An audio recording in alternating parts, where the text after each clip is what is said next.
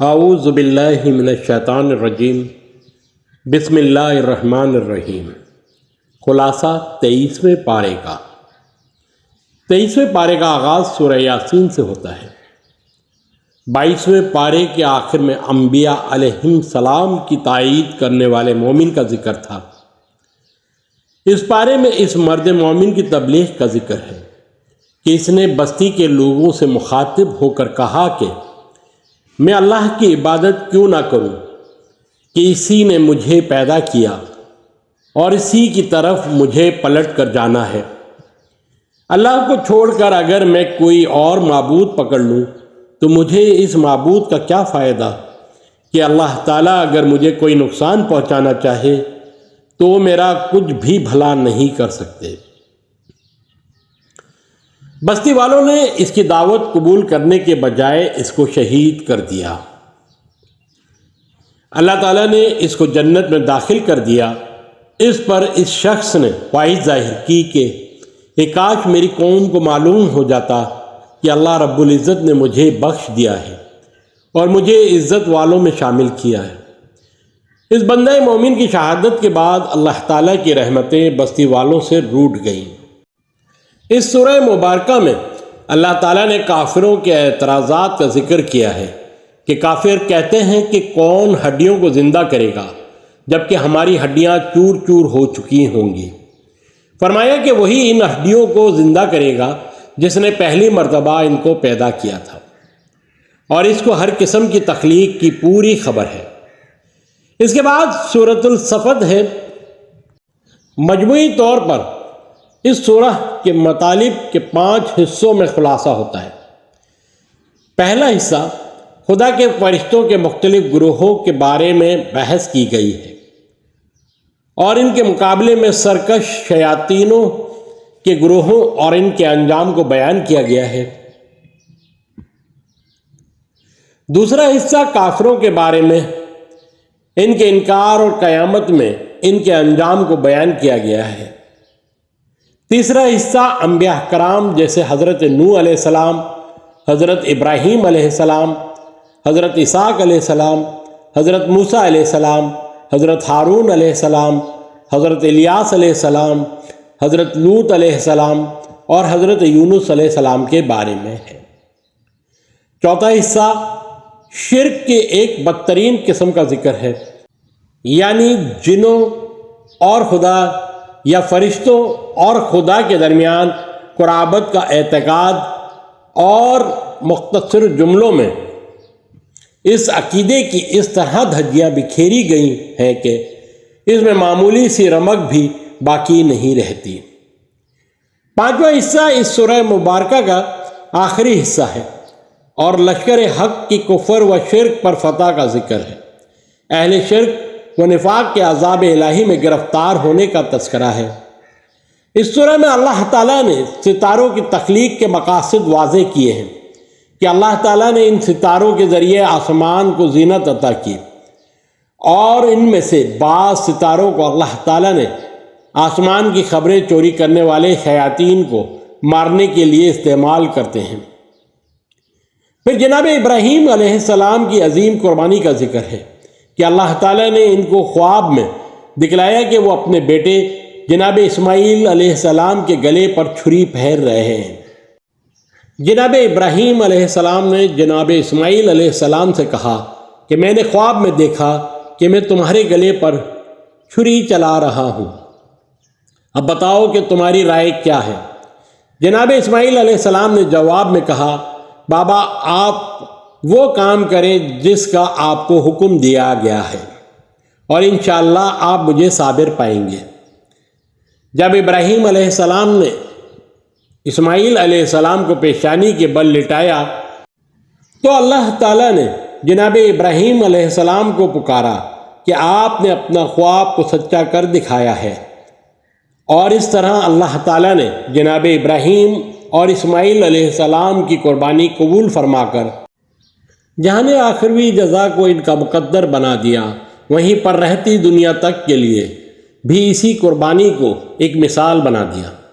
اس سورہ میں جناب یونس علیہ السلام کا ذکر ہے کہ وہ رسولوں میں سے تھے، اور اللہ تعالیٰ نے ان کو 1,00,000 افراد کی طرف مبعوث فرمایا تھا۔ جناب یونس علیہ السلام جب مچھلی کے پیٹ میں چلے گئے تو انہوں نے اللہ تعالیٰ کی کثرت سے تسبیح کی اور دعا مانگی، لا الہ الا انت سبحانک انی کنت من الظالمین۔ اس وظیفے اور دعا کی برکت سے اللہ تعالیٰ نے ان کو بہت بڑی مصیبت سے نجات دے دی۔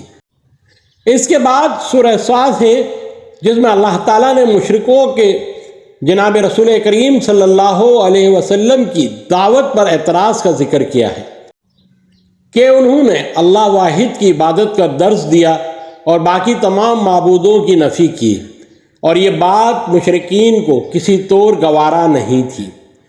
پھر جناب داؤد علیہ السلام کی حکمت اور قوت بیان کا ذکر کیا ہے۔ اللہ تعالیٰ نے آپ کے فرزند جناب سلیمان علیہ السلام کی دعا کا بھی ذکر کیا کہ انہوں نے پروردگار عالم سے دعا مانگی کہ اے میرے پروردگار مجھے بخش دے اور مجھے ایسی حکومت دے جو میرے بعد کسی دوسرے کے نصیب میں نہ آئے، بے شک تو سب سے بڑھ کر عطا کرنے والا ہے۔ اللہ تعالیٰ نے جناب سلیمان علیہ السلام کی دعا قبول فرمائی اور آپ کو ایسی سلطنت عطا فرمائی کہ جنات اور ہواؤں کو آپ کے تابع فرما دیا۔ جنات آپ کے حکم پر عمارتیں، بڑے حوض اور جمی ہوئی دیگیں بناتے اور آپ کے حکم سے غوطہ خوری بھی کرتے۔ اسی طرح تیز ہوائیں آپ علیہ السلام کے حکم پر صبح و شام 1 ماہ کی مسافت طے کرتی تھیں۔ آپ کے دربار میں تمام چرند پرند کے نمائندے موجود ہوتے تھے۔ اللہ تعالیٰ نے آپ پر بہت زیادہ انعامات کیے، لیکن آپ اس تمام انعام و اکرام کے باوجود اللہ کی بندگی میں مشغول رہے اور اپنی تمام تر توانائیوں کو اللہ کی توحید کی نشر و اشاعت صرف کرتے رہے۔ اور جب بھی کبھی آپ کے علم میں یہ بات آئی کہ کہیں اللہ کی ذات کے ساتھ شرک ہو رہا ہے تو آپ علیہ السلام اس مقام تک رسائی حاصل کرتے اور لوگوں کو توحید کی دعوت دیتے۔ سبا کی ملکہ سے آپ کا تنازع کا اصل سبب یہی تھا کہ سبا کے لوگ اللہ کو چھوڑ کر سورج کی پرستش کر رہے تھے۔ اسی وجہ سے آپ نے ملکہ سبا کو اپنے دربار میں طلب کر کے توحید کی دعوت دی، جس کو اس نے قبول کر لیا۔ اللہ تعالیٰ نے جناب ایوب علیہ السلام کی بیماری اور شفا کا ذکر بھی کیا ہے۔ جناب ایوب علیہ السلام طویل عرصے تک بیمار رہے اور اس بیماری نے آپ کو بے بس کر دیا۔ جناب ایوب علیہ السلام نے اللہ تعالیٰ کے حضور دعا مانگی کہ اے پروردگار، شیطان مجھے تکلیف دے رہا ہے، آپ مجھ پر رحم فرمائیں، بے شک آپ سب سے زیادہ رحم کرنے والے ہیں۔ اللہ تعالیٰ نے ان کی تمام تکلیفوں کو دور فرما دیا۔ اس کے بعد سورہ زمر ہے، جس میں اللہ تعالیٰ نے اپنے حبیب پاک صلی اللہ علیہ وسلم سے فرمایا کہ اللہ تعالیٰ نے آپ پر حق کے ساتھ کتاب نازل کی ہے، بس آپ مخلص ہو کر اللہ تعالیٰ کی عبادت کریں۔ فرمایا کہ بہت سے لوگ اللہ تعالیٰ کے علاوہ مددگار تلاش کرتے ہیں اور کہتے ہیں کہ ہم ان کی پوجا اس لیے کر رہے ہیں کہ یہ ہمیں اللہ تعالیٰ کے قریب کر دیں گے۔